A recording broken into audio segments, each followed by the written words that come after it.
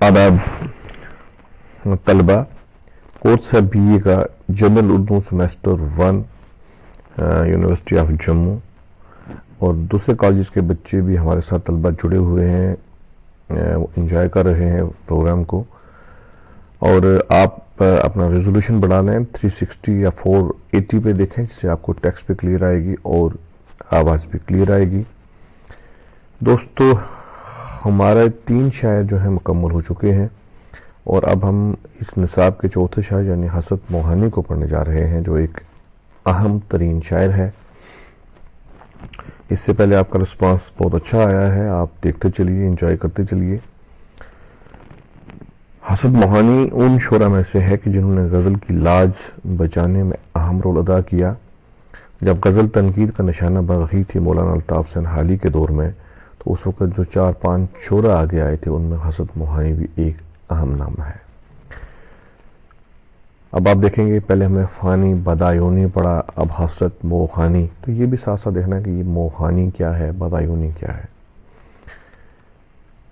तो ये इसको हम सिफ़त निस्बती कहते हैं कि आप मोहान के रहने वाले हैं तो मोहानी, जैसे आप कश्मीर के रहने वाले हैं तो कश्मीरी। हम कह सकते हैं कि अगर वो कश्मीर का रहने वाला शायर, मिसाल के तौर पर हम कहते हैं अल्लामा अनवर शाह कश्मीरी, क्योंकि वो कश्मीर के रहने वाले थे। तो ये निस्बती होती है। बहुत से लोग जो हैं जो इतने बड़े शायर या नहीं हैं, उन्होंने भी अपने नाम के साथ सिफ़त निस्बती लगा के रखा है। अब लीडरों में भी देखेंगे ऐसे होता है। लेकिन ये शोरा तो ऐसे थे जिनके वजह से वाकई ही इनका जो इलाका था उसकी एक पहचान बनी। फ़ानी पे अभी हमने बात करनी है, तफसील से ग़ज़लें तो पढ़ ली हैं, जो उनकी ज़िंदगी शायरी के हवाले से हम अलग से एक सेशन लेंगे, और इसी तरीके से हसरत मोहानी पे भी हम लेंगे। उससे पहले हम थोड़ा उनकी ग़ज़लों की तशरीह कर लें। लेकिन इतना मैं आपको बता दूं कि फ़ानी वो शख्स हैं जिन्होंने 7 हज किए, और इनके यहाँ आपको इश्क़ के अशार भी मिलेंगे। साथ ही साथ फ़ानी जो हैं हमारी तहरीक आज़ादी में एक अहम रोल अदा किया, बड़े एक्टिव रहे। और सबसे बड़ी बात है कि जो इनके नाम जाती है कि इनकलाब जिंदाबाद का जो नारा था वो फ़ानी नहीं दिया था, जो एक तारीख है वो इन्हीं के नाम से मंसूब है। और 1951 में इनकी वफ़ात हुई। उस वक़्त हमारा मुल्क आज़ाद हो चुका था। 14 अक्टूबर 1875 में ये पैदा हुए थे। तो इनके यहाँ आप जहाँ एक तरफ आज़ादी की जदोजहद देखोगे, वहीं दूसरी तरफ महबूब के साथ विसाल, उसके साथ हिजर, और इस तरह के मज़ामीन भी आपको देखने को मिलेंगे। आइए जी, पहली गज़ल पर आप शेर देखिए, मतला है। आप काफिया जो कवाफी हैं इस गज़ल के, वो आप चैट बॉक्स में लिखोगे, ताकि मुझे ये समझ आ सके कितने लोगों को कवाफी समझ आ गए हैं। बुलाता लाखों लेकिन बराबर याद आते हैं, इलाही तर्क उल्फत पर वो क्यों कर याद आते हैं। इजाफत में आपको बता चुका था कि इजाफत के साथ हम मतलब काके निकालते हैं। तर्क उल्फत का तर्क करना, या हम निकालेंगे उल्फत हुआ मोहब्बत। बुलाता लाखों लेकिन बराबर याद आते हैं। फ़ानी कहते हैं कि मैं उसको लाख बुलाता हूँ, बहुत कोशिश करता हूँ कि मैं उसको भूल जाऊँ, लेकिन नहीं, वो बराबर का मतलब ये हुआ कि लगातार मुसलसल याद आते हैं, वो मुझे भूलते ही नहीं हैं।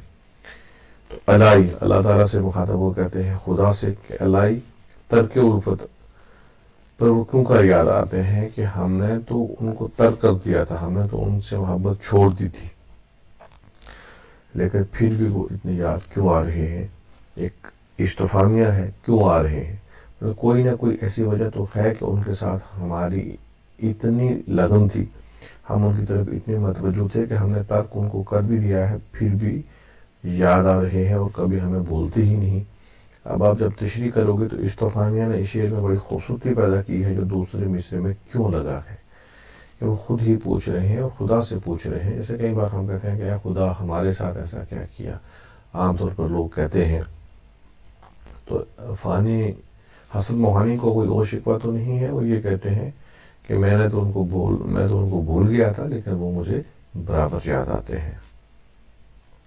آپ قوافی چیٹ باکس میں لکھیے، میں آپ کو قوافی بتا دوں گا، جب غزل کی پوری تشریح کریں گے تو میں آپ کو خود بتا دوں گا۔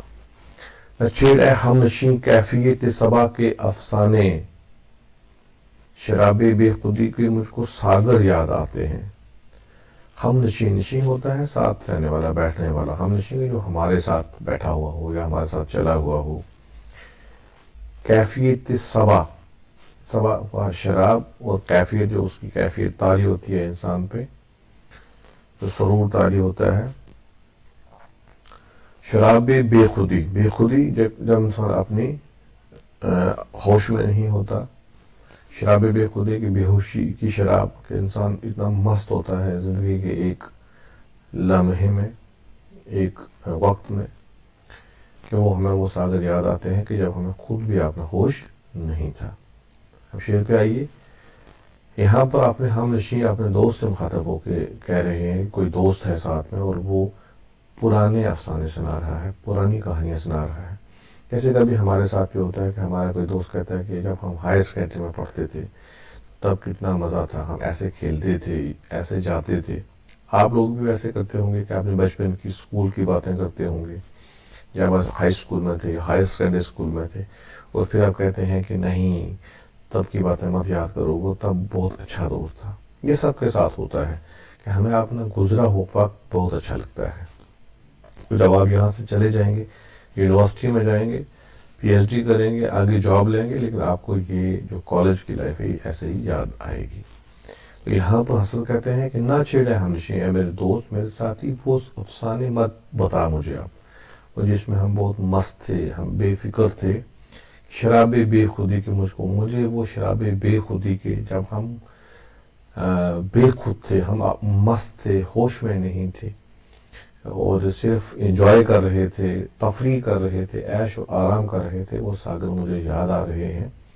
اب ہم ایسے نہیں ہیں، تو بہتر یہی ہے کہ پرانی باتیں مت چھیڑو، میرے دل کو ٹھیس بھی پہنچاتی ہیں۔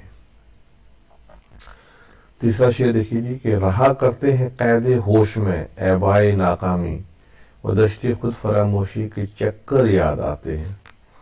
قید ہوش، میں پہلے بھی کہیں پڑھا تھا، قید ہوش، ہوش کی قید، ہوش نے بھی ہمیں کہیں قید رکھا ہے کہ وہ بہت سی چیزیں ہمیں نہیں کرنے دیتا ہے۔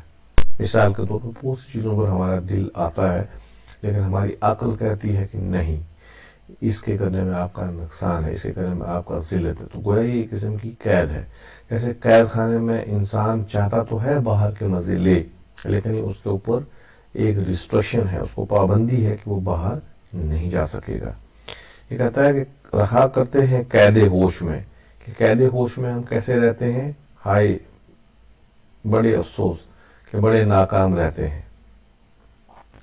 وہ دشت خود فراموشی کے چکر، اب پھر اس نے وہ شراب بے خودی اوپر استعمال کیا تھا، یہاں دشت خود فراموشی معنی ملتے جلتے ہیں۔ یہاں پر جنگل استعمال کر دیا کہ وہ خود فراموشی کے جنگل، مطلب وہ جنگل جس میں ہم نے اپنے آپ کو بھی بھلا دیا ہوا تھا، ہم اپنے آپ کو بھی یاد نہیں کرتے تھے اور وہاں ہم چکر لگایا کرتے تھے ان خود فراموشی کے چکر میں جہاں ہمیں اپنا آپ یاد نہیں تھا، اتنے ہم مست تھے، نہ فکر تھی نہ فاقہ تھا۔ اب وہ ہمیں یاد آ رہے ہیں اور وہ زمانے بہت اچھے تھے۔ اب تو ہم کیا ہے، اب تو ہم قید ہوش میں ہیں، ہم سمجھتے ہیں کہ اگر کچھ تھوڑا سا بھی کام کیا تو دنیا والے ایسی بات کریں گے، اگر ہم سے کچھ غلطی ہوگی تو دنیا والے ہمارے تانے دیں گے، لیکن اس وقت ہمیں ان چیزوں کی پرواہ نہیں تھی۔ قید ہوش اور دشت خود فراموشی سے انہوں نے شعر کا پورا معنی نکالا ہے۔ اور آپ دیکھ لیجئے کہ اوپر اس نے اپنے دوست کو کہا تھا کہ ہم نشیں مت بات چھیڑ، لیکن یہاں نیچے خود کہتے ہیں کہ قید ہوش میں تو صرف ناکامی ہے، کیا ہے، یہ تو کچھ بھی نہیں ہے، ہمیں تو وہ زندگی پسند تھی جب ہم خود فراموش تھے۔ فراموش ہوتا ہے، یہ پھر آپ دیکھ لیں، فراموش ہوتا ہے بھولا ہوا، اور خود فراموش ہے جو اپنے آپ کو بھی بھولا ہوا ہو، جس کو اپنا بھی پتہ نہ ہو۔ اکثر جوانی کے دنوں میں یہ چیزیں انسان کے ساتھ ہوتی ہیں کہ وہ سوچتا ہے کہ جو میں کر رہا ہوں یہی صحیح ہے اور جو باقی دنیا ہے وہ کچھ بھی نہیں جانتی، سبھی میں جانتا ہوں۔ لیکن آہستہ آہستہ یہ چیزیں جب ہوش میں آتی ہیں تو انسان کو اپنے اس چیز پر مزہ بھی آتا ہے کہ تب تو ہم کسی کی پرواہ نہیں کرتے تھے، اب تو چھوٹی چھوٹی چیزوں کا ہم دھیان رکھتے ہیں۔ اور شعر دیکھیے، آپ کو پسند آئے گا۔ نہیں آتی تو یاد ان کی مہینوں تک نہیں آتی، مگر جب یاد آتے ہیں تو اکثر یاد آتے ہیں۔ اب دیکھیے شاید شعر کی خوبصورتی کہ شاعر پہلے مصرع میں کہتے ہیں کہ ان کی یاد اگر ہمیں نہیں آتی ہے تو مہینوں تک نہیں آتی۔ اب دیکھیے یہ ایک اور انڈیکیشن بھی کر رہے ہیں کہ بھائی ٹھیک ہے، کبھی کبھی نہیں آتی، مہینوں تک نہیں آتی، لیکن اس کے بعد آتی ضرور ہے۔ مہینوں تک ہی نہیں آتی، یہ نہیں آتی کہ ہمیشہ نہیں آتی، ایسا نہیں ہے، کبھی کبھی دیر تک نہیں آتی، لیکن پھر اس کے اوپر یہ بھی ہے کہ جب کبھی یاد آ جائیں تو پھر مسلسل یاد آتے ہیں، پھر ہر وقت یاد، ہر لمحہ یاد آتے ہیں۔ اور میں کہتا ہوں کہ اس میں تو ایک تھیوری انہوں نے دے دی کہ کبھی کبھی کچھ بھولے ہوئے لوگ ہمیں اگر فوراً یاد آ جائیں، یا کبھی کسی کا موبائل نمبر ہی مل جائے اگر آج کے دور میں ہم بات کریں، تو پھر ہم اس کو مسلسل کال کرتے ہیں، میسیجز کرتے ہیں، لیکن اگر بھولے ہوئے ہیں تو بھولے ہوئے ہیں۔ تو فانی نے یہ شعر تب کہا تھا تو یہ شعر ہمیشہ زندہ رہے گا۔ میں کہتا ہوں غزل کا حاصل غزل شعر ہے یہ کہ نہیں آتی تو یاد ان کی مہینوں تک نہیں آتی۔ اور پھر ایسا بھی ہوتا ہے کہ آپ کا کوئی عزیز، کوئی اقارب جو اس دنیا سے چلا گیا ہو، جو آپ سے الوداع ہو چکا ہو، اور انسان اس کو آہستہ بھول جاتا ہے، آہستہ آہستہ زخم بھر جاتے ہیں، لیکن پھر کبھی اگر گھر میں بیٹھے ہوئے یا دوست احباب کے ساتھ آپ بیٹھے ہیں اور ان کے حوالے سے کوئی بات چیت ہوگی تو انسان کی آنکھ بھر آتی ہے، اور کئی کئی دنوں تک وہ چیزیں انسان کو یاد رہتی ہیں۔ بلکہ یہ نہیں کہ شعر صرف یہ فانی حسن موہانی کا یہ شعر صرف محبوب مجازی کے لیے ہے، اس شعر میں اتنی وسعت ہے کہ آپ کو اس کو کہیں بھی لے کے جا سکتے ہو۔ اور اوپر آپ دیکھ لیں کہ شراب بے خودی دشت فراموشی، تو اس میں ہم وہ بھی کہہ سکتے ہیں کہ فانی ایک فریڈم فائٹر تھے۔ تو اس وقت انگریزوں کا تسلط ہونے کے باوجود وہ بڑے دلیر اور نڈر تھے۔ انہوں نے اس وقت حج کیے، انہوں نے وہ شاعری کرتے تھے، مطلب وہ سی چیزیں ان کی طبیعت میں موجود تھیں۔ ورنہ ہمارے ہاں وہ کوئی حاجی صاحب ہوں گے تو وہ تو اندر ہی بیٹھے رہیں گے، وہ تو صرف ایسی باتیں کریں گے کہ جس میں کوئی ایسی بات نہ نکلے کہ لوگ کہہ لیں کہ حاجی صاحب نے ایسی بات کر دی۔ لیکن فانی کی شاعری میں آپ دیکھیں گے، معزز صاحب حسن موہانی کی شاعری میں آپ دیکھیں گے کہ ایسے اشعار آپ کو ملیں گے جہاں پر ایک عاشق آپ کو نظر آتا ہے۔ فریڈم فائٹر تو وہ تھے ہی۔ لاسٹ دیکھیے جی شعر، حقیقت کھل گئی حسرت تیرے ترک محبت کی، مجھے تو اب وہ پہلے سے بھی بڑھ کے یاد آتے ہیں۔ ممکن تجھے ہونا چاہیے تھا، تجھے تو اب وہ پہلے سے بھی بڑھ کے یاد آتے ہیں۔ اب دیکھیے مضامین کی تکرار آتی ہے، اوپر ترک الفت بھی کہا، یہاں ترک محبت کہہ دیا، دونوں کے معنی ایک ہیں۔ اور اوپر بھی یاد کی بات تھی کہ بھئی بلاتا تو میں ہوں لیکن نہیں بھول رہے ہیں۔ اب نیچے یہ ہے بھئی اسی مفہوم کو تھوڑا سا چینج کیا ہوا ہے، لیکن کہیں نہ کہیں وہی بھولنے والی بات ہے اور یاد آنے والی بات ہے۔ پھر نہیں آتی اور یاد ان کی مہینوں تک نہیں آتی، تو اس میں بھی یاد آنے اور بھولنے والی بات ہے۔ اور جو بیچ کے دو شعر ہیں ان کا بھی موضوع آپس میں تقریباً جو ہے وہ ایک ہی کسی موضوع بات کی ہے۔ ایسی غزلوں کو ہم غزل مسلسل کہتے ہیں کہ جن میں موضوعات ملتے جلتے آئیں۔ کہتے ہیں کہ حسرت تیری حقیقت کھل گئی، تیری اصلیت کھل گئی ترک محبت کی، کہ تو کہہ رہا تھا کہ تو نے محبت ترک کر دی ہے۔ اگر ہم آج کے دور میں کہیں کہ تو نے بریک اپ کر دیا ہے، لیکن آج تیری حقیقت ہمیں معلوم ہوگی کہ ایکچولی ہے کیا۔ مجھے تو اب وہ پہلے سے بھی بڑھ کے یاد آتے ہیں، تجھے ہوگا، میں نے غلطی سے مجھے لکھ دیا کہ اب تو تجھے وہ پہلے سے بھی زیادہ بڑھ کر تیرا جو محبوب ہے، تیرا جو معشوق ہے، وہ اس سے زیادہ یاد آ رہا ہے، اور جو تو یہ باتیں کرتا ہے کہ وہ نہیں یاد آتا، ایسا نہیں ہے۔ اور ہوتا بھی یوں ہے کہ اکثر لوگ اگر دوست احباب آپس میں باتیں شیئر کرتے ہیں، ڈسکس کرتے ہیں، نہیں جی ہم نے فلاں، ایک دوست کہے گا دوسرے دوست کو کہ اب میں نے یار وہاں میرا بریک اپ ہے، میں نے ان کو چھوڑ دیا ہے، اور یا دوسرے احباب میں ایک بات نکل جائے گی کہ ہاں بھائی اب ایسا نہیں ہے۔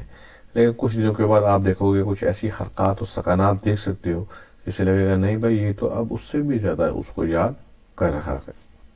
تو یہ تھی فانی کی غزل، میں پھر بار بار آج فانی بول رہا ہوں، حسن موہانی کی غزل۔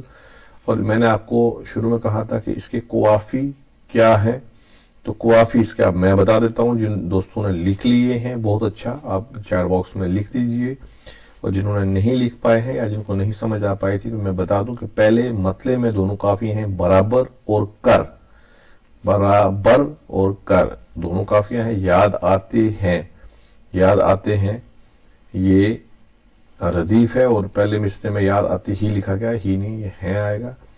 اور اسی طریقے سے پھر باقی اشعار کے پہلے مصروں میں تو قافیہ نہیں ہے، اور دوسرے مصروں میں ساگر، چکر، اکثر اور بڑھ کر، لاسٹ والے مصرع میں بڑھ کر یاد آتے ہیں، تجھے تو اب سے پہلے بھی بڑھ کر یاد آتے ہیں۔ تو یہ حسد کی پہلی غزل تھی۔ تو اس میں حسد کی غزل میں آپ دو تین میں آپ کو سوالات بھی پوچھ لیتا ہوں۔ وہ سوالات یہ ہیں کہ بتائیں کہ حسرت نے کون سا نعرہ دیا تھا، اور دوسرا یہ بتا دیں کہ حسرت ایک رسالہ نکالتے تھے جو میں نے ابھی تک نہیں بتایا، یہ آپ خود بتائیں گے اس کا کیا نام تھا۔ تو ٹھیک ہے جی، اجازت دیجیے، پھر ملتے ہیں اگلی کلاس میں۔ اپنے دوستوں کو ضرور شیئر کریں، سبسکرائب کریں، اور کم سے کم آپ ایک دوست اپنا اس میں ضرور لائیں۔ خدا حافظ۔